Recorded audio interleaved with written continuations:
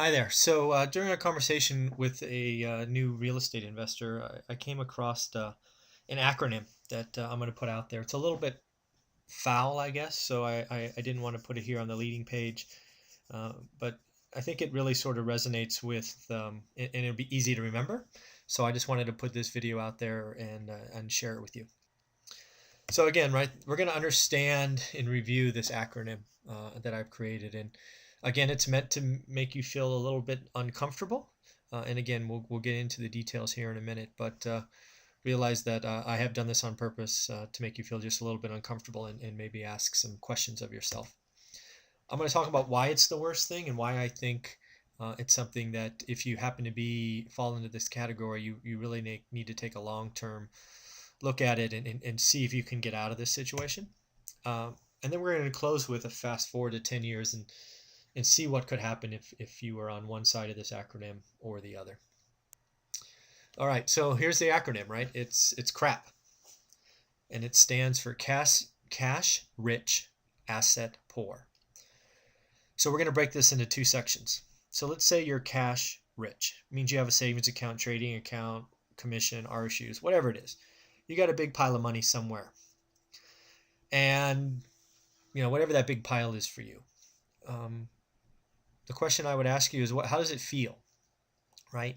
I talk to a lot of folks that have a decent savings, and they're like, oh, it's a nice safety blanket. It makes me feel comfortable. Some of them look at it as a status symbol and all of that.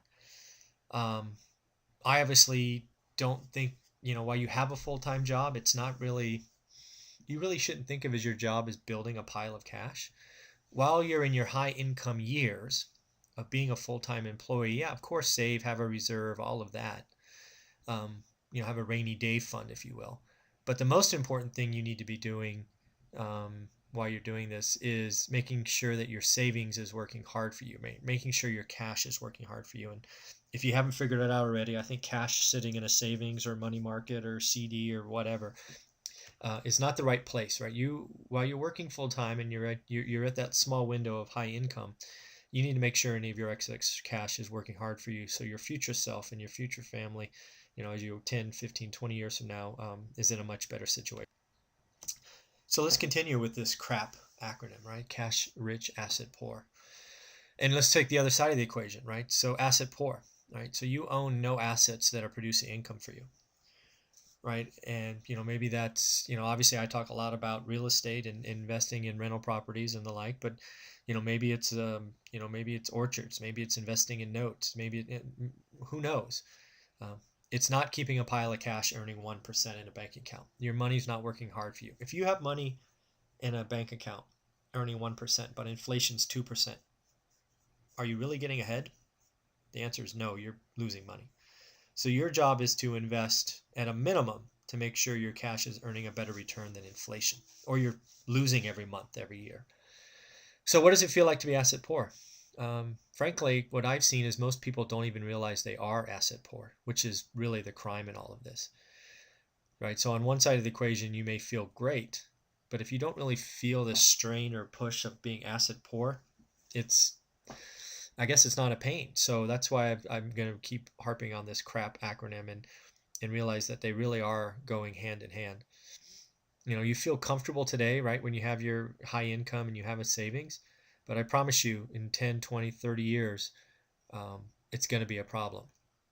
Just because you're comfortable today doesn't mean your future self is going to be okay. If you just have a huge pile of cash and it's not productive, you're going to feel like crap and you're going to have a problem. So why do I think crap is the worst thing? Well, I think, our job, again, while working full time, is to be in this best, strongest, securest position in the future that we can. Our highest income years don't last forever.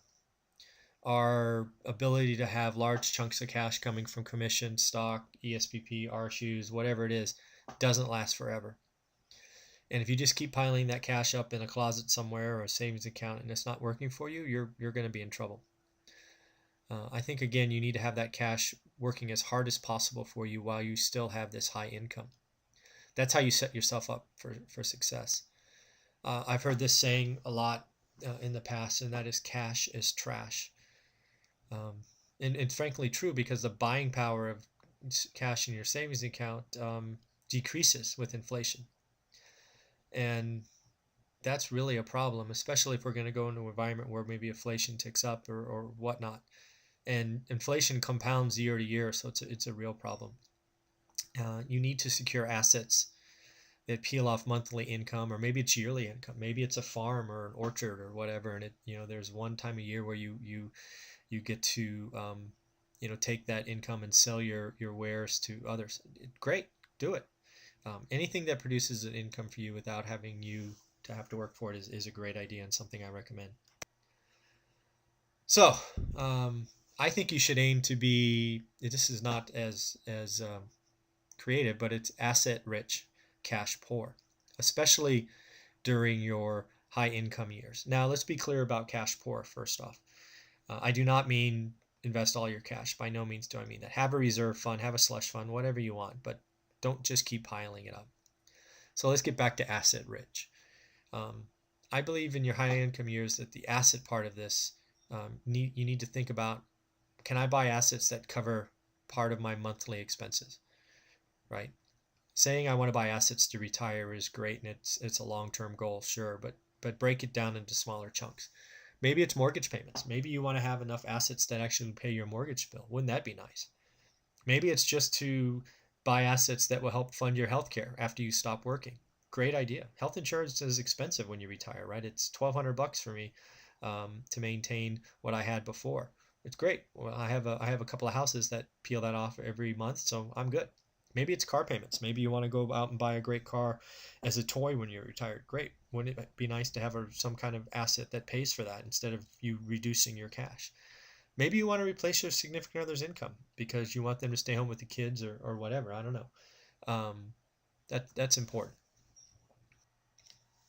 So let's try to fast forward and pretend like it's 10 years from now. And what happens if you are crap, meaning cash rich, asset poor, and then we'll do the reverse.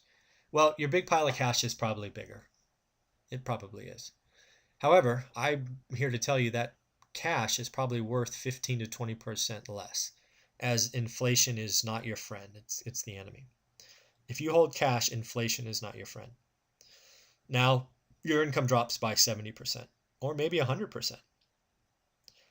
How long do you think you can maintain your quality of life and before the pile runs out? Is it 5 years, 10 years, 20 years? I don't know. It's probably not forever unless you have a monstrous pile of cash. My experience with folks that have that also have a monster monthly expense, so it won't last forever. However, if you're asset rich and cash poor during your high income years, it's the reverse. Your assets have increased, right? Just the equity position. Forget mortgage pay down and all this other stuff, but your assets are probably up 30 or 40%. And oh, by the way, 100% of all of that appreciation is yours to keep. You don't give equity to the bank, right? When you sign a bank loan, you're not going to say, okay, well, you get the first 5% of appreciation and I get the rest. No, you get 100% of that. The income has probably increased because unlike before where inflation is not your friend, inflation is your friend. Not only is inflation raising and probably a big part of the equity increase, but it's also likely increasing the rents and the cost of that. So, and oh, by the way, your fixed debt mortgage payment stays the same. So inflation is your friend when you're asset rich and cash poor. And then finally, you have a lot more options when you exit and you stop working because you have equity. You could sell one or two at a time. You could do whatever you want, but you have a lot more options when you are asset rich and cash poor. So in the end, I think you need to self-evaluate and ask yourself if you are cash rich and asset poor today. And if you are, it's better to recognize it now because we can implement a process to fix that. And again, please subscribe to this channel as I'm using it to track how many folks I'm helping. And if you ever want to get a hold of me, there's my email address at mzuber@onerental@a-time. Have a great day.